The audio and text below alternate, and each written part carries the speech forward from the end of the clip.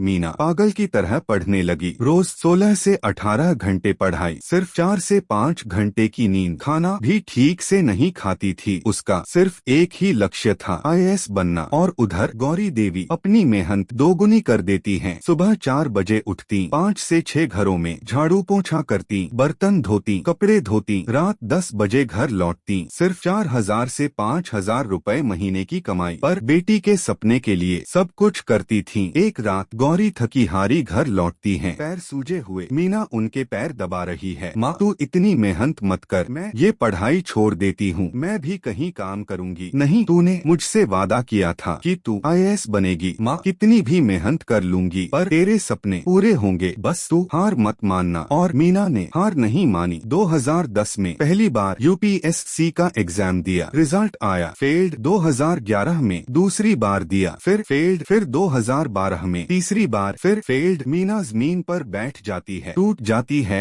माँ, मैं नहीं कर पाऊंगी। 3 बार हार गई, शायद मैं इसके लायक नहीं हूँ। बेटी, असफलता अंत नहीं, एक नई शुरुआत है। तूने कितनों को हारते देखा है, जो हार नहीं माने वो ही IAS बनते हैं। एक भी बार ट्राई करूंगी, या तो IAS बनूंगी या पढ़ाई छोड़ दूंगी। आखिरी प्रयास। 2013 का साल मीना के लिए डू और डाई था। वो पागलों की तरह पढ़ने लगी, दिन में 16 से 18 घंटे पढ़ाई, सिर्फ 4 से 5 घंटे की नींद, खाना भी ठीक से नहीं खाती थी। बेटी, 103 बुखार है, तू आराम कर। नहीं माँ, एग्जाम सिर्फ 2 महीने बाद है, मैं रुक नहीं सकती। उधर गौरी देवी की भी तबीयत खराब चल रही थी। उसकी आंखों में तेज दर्द रहने लगा था, धुंधला दिखाई देता था, पर वो डॉक्टर के पास नहीं गई क्योंकि बेटी की कोचिंग फीस बाकी थी। मई 2013 मीना ने प्रीलिम्स एग्जाम दिया। दिया। रिजल्ट आया, वो पास हो गई। पहली बार 4 साल में, पहली बार। माँ, मैं क्लियर हो गई। Prelims clear. मैं जानती थी मेरी बेटी हार नहीं मानेगी। अगस्त 2013 मेंस एग्जाम। मीना ने अपनी जान लगा दी। सारे पेपर्स अच्छे गए। रिजल्ट आया, वो मेंस में भी पास। अब आखिरी स्टेज बची थी, इंटरव्यू। नवंबर 2013 इंटरव्यू। तभी मीना की माँ की आंखों में कुछ हो गया। मीना तुरंत माँ को सरकारी अस्पताल ले जाती है। आपकी माँ की आंखों में कैटरैक्ट हो गया है,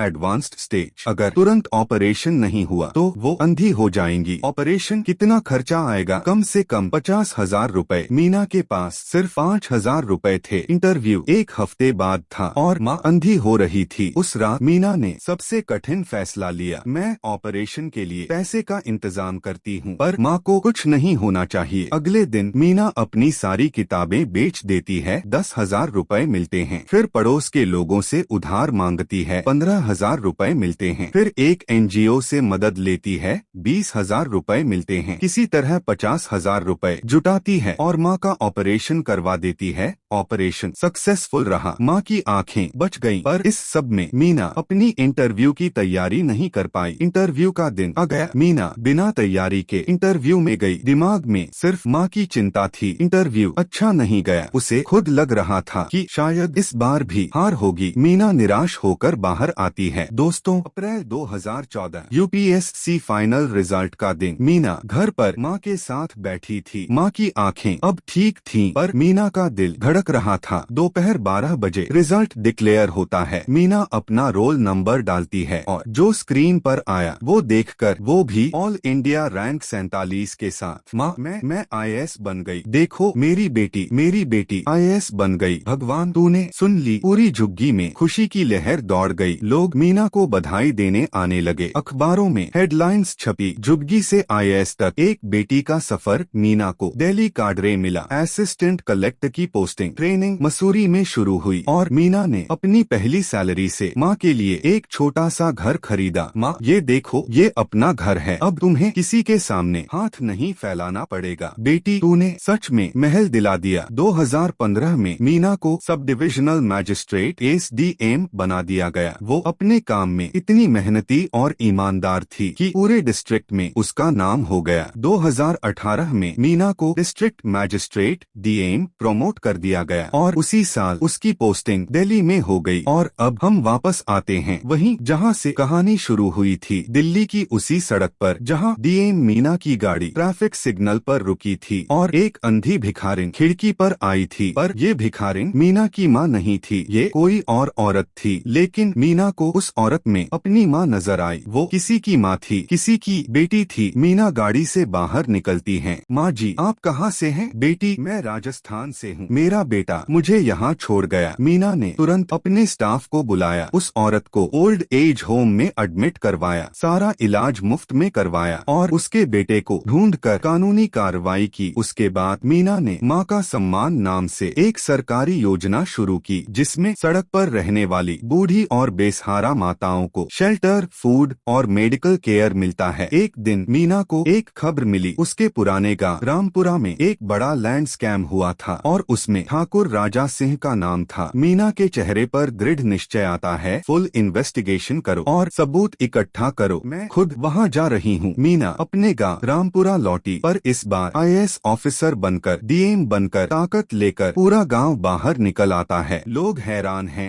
अरे ये तो वो विधवा की बेटी है। मीना, अरे बाप रे, ये तो आईएएस बन गई। मीना राजा सिंह की हवेली पर पहुंचती है। पुलिस साथ में है। ठाकुर राजा सिंह, आप भ्रष्टाचार, लैंड ग्रैबिंग और सामाजिक अन्याय के आरोप में गिरफ्तार हैं। पुलिस राजा सिंह को हथकड़ी लगा देती है। राजा सिंह हैरान है, डर गया है। तू वो विधवा की बेटी? हाँ, वही बेटी जिसे आपने 18 साल पहले गांव से बेदखल किया था। आज मैं डीएम बनकर आई हूँ और न्याय करने आई हूँ। पूरा गांव देख रहा है, सन्नाटा है। गांव वालों, आप सबने 18 साल पहले एक निर्दोष मां बेटी के साथ अन्याय किया था, झूठ पर विश्वास किया था, सच को दबा दिया था। आज वो बेटी आईएएस बनकर वापस आई है। मैं आप सबसे बदला नहीं लेने आई, बल्कि आप सबको एक सबक देने आई हूँ कि गरीबी कोई अभिशाप नहीं और औरत होना कोई कमजोरी नहीं। लोगों की आंखें झुक जाती हैं, शर्म महसूस होती है। सरपंच अब बूढ़ा हो चुका है। आगे आता है, मीना बेटी, हमने गलती गलती की थी, हमें माफ कर दो। मैं किसी को सजा देने नहीं आई हूँ, पर न्याय जरूर करूंगी। राजा सिंह जैसे लोग जो ताकत का गलत इस्तेमाल करते हैं, उन्हें कानून की सजा मिलेगी। पुलिस राजा सिंह को ले जाती है। उसका बेटा विक्रम भी गिरफ्तार होता है। उस दिन रामपुरा गांव ने देखा कि सच की हमेशा जीत होती है, मेहनत का फल जरूर मिलता है और औरत की ताकत को कभी कम नहीं आंकना चाहिए। मीना अपनी पुरानी झोपड़ी के पास जाती है। वो अब टूट फूट चुकी है। वो वहाँ खड़ी होकर आंसू बहाती है। प्रीति मैडम अब बूढ़ी हो चुकी हैं। आती हैं। मीना, मुझे हमेशा पता था कि तू कुछ बड़ा करेगी। मैडम, आपके बिना मैं कुछ नहीं थी। आपने मुझे विश्वास दिया था। आज मीना शर्मा दिल्ली की सबसे रिस्पेक्टेड डीएन में से एक हैं। उन्होंने अपने कार्यकाल में 100 से ज्यादा गरीब बच्चियों को स्कॉलरशिप दिलवाई है, 50 से ज्यादा बेसहारा बुजुर्ग माताओं को शेल्टर दिया है और 10 से ज्यादा करप्ट ऑफिसर्स को सजा दिलवाई है। हर शाम मीना अपनी असली माँ गौरी देवी के पास जाती है, उनके पैर दबाती है, उनके हाथ का खाना खाती है। खुश रहो बेटी और हमेशा गरीबों और बेसहारा लोगों की मदद करती रहो। हाँ माँ, ये तुम्हारी शिक्षा है, मैं कभी नहीं भूलूंगी। ये कहानी सिर्फ मीना की नहीं, लाखों उन बेटियों की है जो हर रोज संघर्ष करती हैं अपने परिवार का सम्मान बढ़ाने के लिए, और उन माँओं की जो अपने सपने अपनी बेटियों में देखती हैं। दोस्तों, अगर आपको ये कहानी इंस्पायर किया तो इसे शेयर करो, ताकि और लोगों तक ये मैसेज पहुँचे कि गरीबी कोई अभिशाप नहीं, बल्कि एक चैलेंज है जिसे मेहनत और हौसले से जीता जा सकता। लाइक करो अगर माँ से प्यार है, शेयर करो किसी स्ट्रगलिंग स्टूडेंट के साथ।